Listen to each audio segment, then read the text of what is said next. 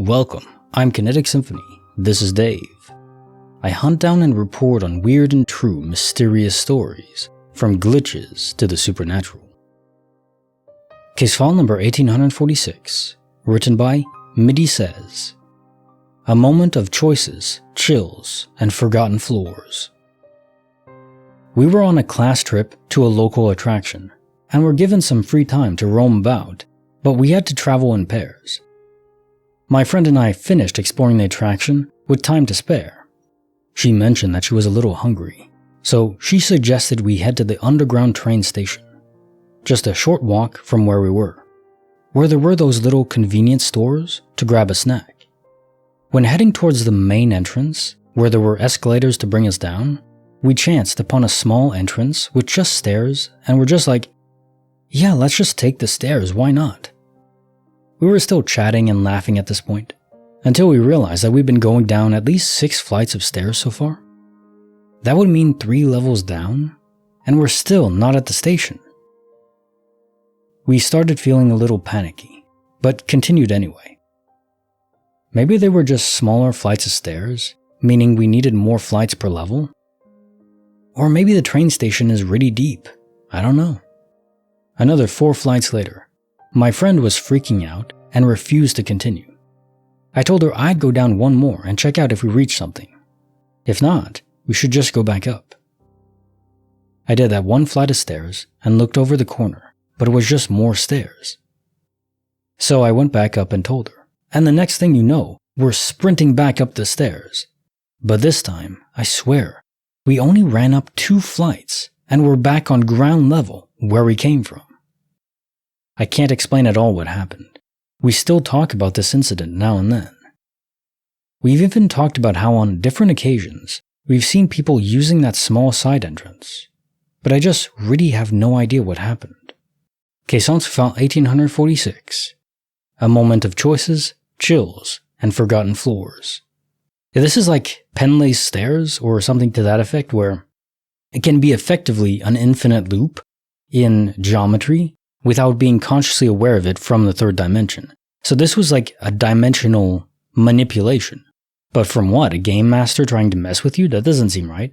I don't think spirits have this ability either. So I don't think it was an intentional manipulation. I think this wasn't supposed to happen and was reset as soon as you left. I don't think they could reset it while you're occupying that space though. So you had to leave before it could be fixed. That doesn't make it any less trippy though. And as always, I'm glad it was a quack standard where you had a friend to witness with you, so you're not thinking, oh, I'm crazy. No. You had a friend, it's okay, it really did happen, but the universe is weird. That's all. Just leave it with that. The universe is weird and not as concrete as we think it is. Although when you get to quantum mechanics, it's not concrete at all, but we don't have to go there. Case file number 1847. Written by WassupSassySquatch. Woods, Whispers, and Unwanted Memories.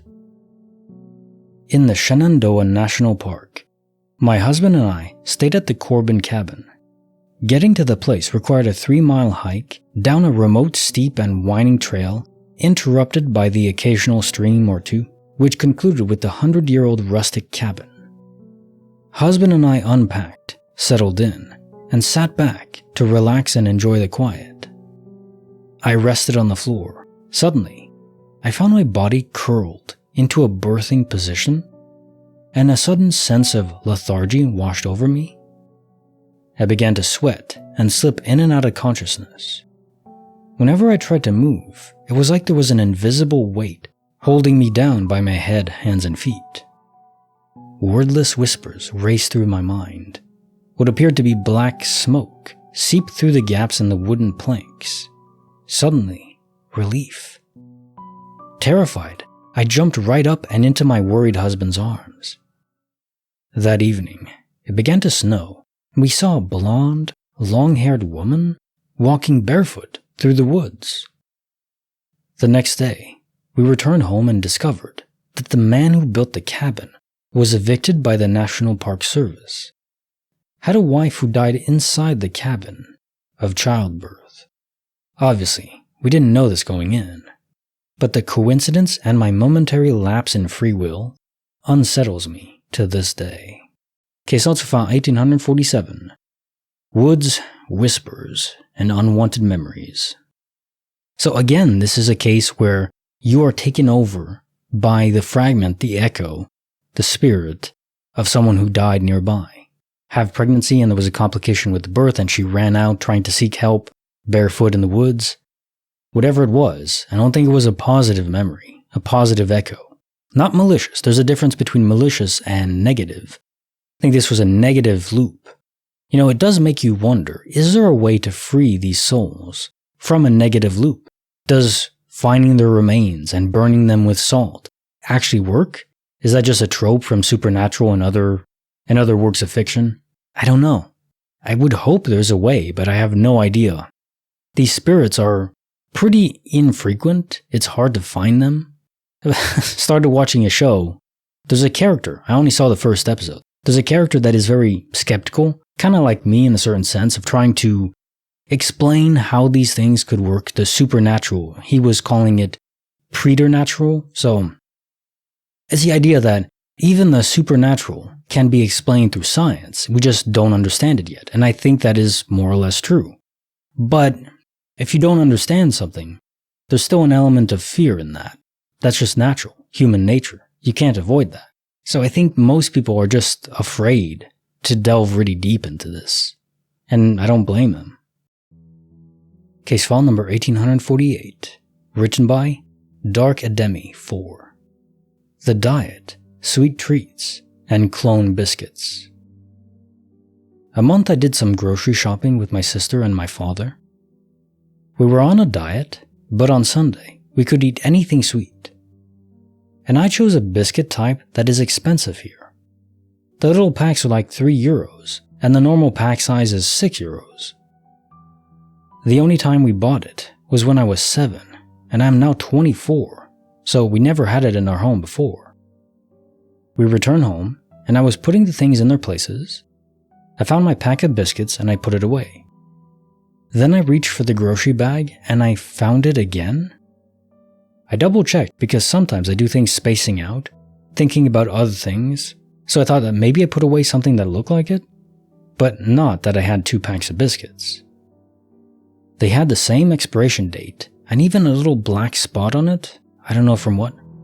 They were the same, like they were cloned. I was shocked for a second, but then I remembered that even my sister took a snack.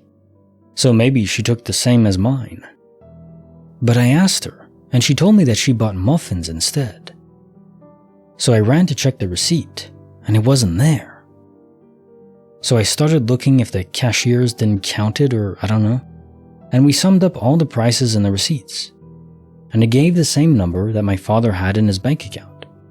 My dad paid with his card. So we didn't buy anything more. It's not a promotion like buy one get two. The people here are too greedy to do that. Especially because I would have remembered and actually bought 2. Even if one was free, they always put it on the receipt. The last thing we had to control is the grocery store app, because when we do the grocery, they give us points, and after a total of points, they give us something for free. But I remember that day there were eggs for free, because when the cashier checked all the food out, she told us, "You have the eggs for free if you want them." And my father ran to get them. In this economy, everything free is accepted. So when we checked it, it was actually the eggs.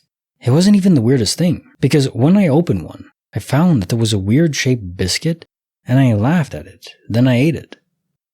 When I finished the pack, guys, it was a small pack, and I always shared them with my little brother, my father, and sister. She shared with me the muffins, don't worry. So this is why they're gone in less than a week, okay? When I opened the other pack, I found the same shaped biscuit. I was like, are you kidding? I just thought it was a coincidence, honestly. I told this story to a friend and she didn't believe me and thought I was crazy. But my father and my sister were there and they were as confused as me. And no, it wouldn't have been a mistake because if you see 2 packs of biscuits, the cashier would have seen it and we would have too. But honestly, I don't care because double treat for me. Hell yeah. Caisson to file 1848. The diet, sweet treats, and clone biscuits. Well, simply put, the black mark and the oddly shaped biscuit I think is concrete evidence that this was a duplication event. You didn't just accidentally buy two, and they just happened to have the exact same structure, mark, and weird cookie or biscuit inside of it. No, of course not. This was a duplication event.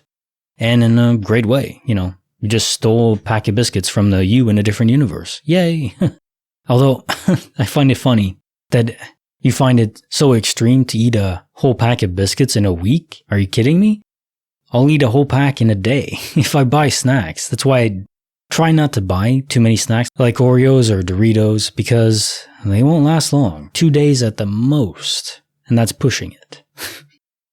I just have no self-control when it comes to snacks. Now time for the joke of the day. Look, I don't want to sound conceited, but when I left the hotel, I'm pretty sure the receptionist was checking me out. Yeah, ask for her number, and that'll go well. Like the video, subscribe, hit the bell. Kinetic Symphony signing off.